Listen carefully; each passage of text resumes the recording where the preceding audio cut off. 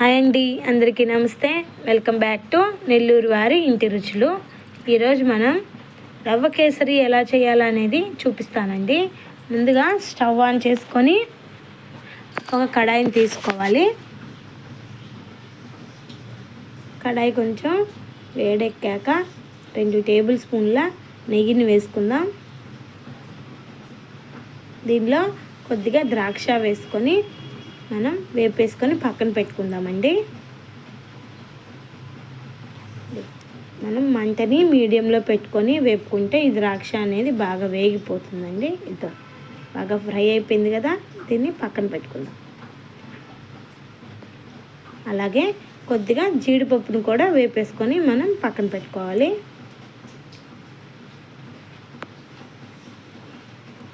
మీరు ఎప్పుడైనా రవ్వ కేసరి చేసేటప్పుడు ఈ కొలతలతో ఒకసారి ట్రై చేసి చూడండి, చాలా బాగా వస్తుందండి. ఇదండి జీడిపప్పు వేపేసుకుని పక్కన పెట్టేసుకుందాం.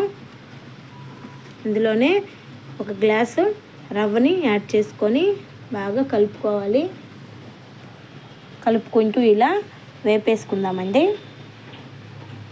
రవ్వ బాగా వేగిపోవాలి. చూడండి వేగిపోయింది కదా, పక్కన పెట్టుకుందాం. ఇప్పుడు ఒక గిన్నె తీసుకొని నేను 1 గ్లాసు రవ్వ తీసుకున్నాను కదా, నేను దానికి 4 గ్లాసులు వాటర్ని అయితే తీసుకుంటున్నానండి. వాటర్ని తీసుకున్నాను.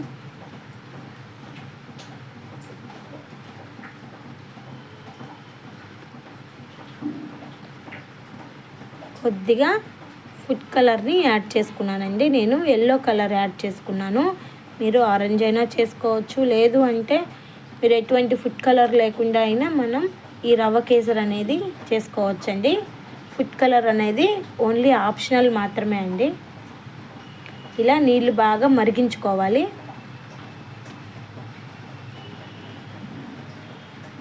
నీళ్ళు మరిగాయి కదా, వీటిని మనం పక్కన పెట్టుకున్నాం కదా రవ్వ వేపుకొని, ఆ రవ్వలో కలిపేసేయాలండి. రవ్వను ఒకసారి కలిపి ఈ నీళ్ళని వేసేసుకుందాం.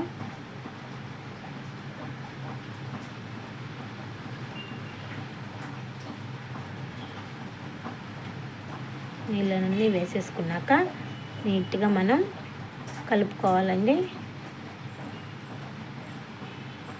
రండి ఇలా నీట్గా కలిపేసుకుందాం.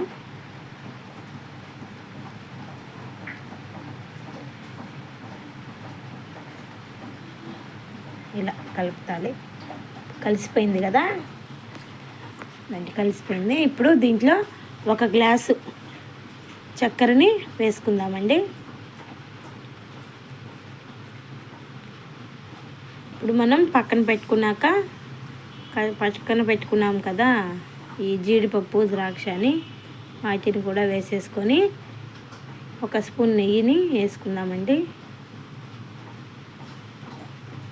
వేసుకొని బాగా కలిపేయాలి. అంతే అండి, రవ్వ కేసరి అయితే మనకి కేవలం 10 నిమిషాల్లోనే రెడీ అయిపోయిందండి. ఎంత బాగా వచ్చిందో. తప్పకుండా మీరు కూడా ఈ రవ్వ కేసరి చేసేటప్పుడు ఈ కొలతలతో ఒకసారి చేసి చూడండి. ఎలా వచ్చిందనేది మాకు కామెంట్ రూపంలో తెలియచేయండి. మరిన్ని రెసిపీస్ కోసం మా ఛానల్ని లైక్ చేయండి, షేర్ చేయండి, సబ్స్క్రైబ్ చేయండి. Thank you for watching.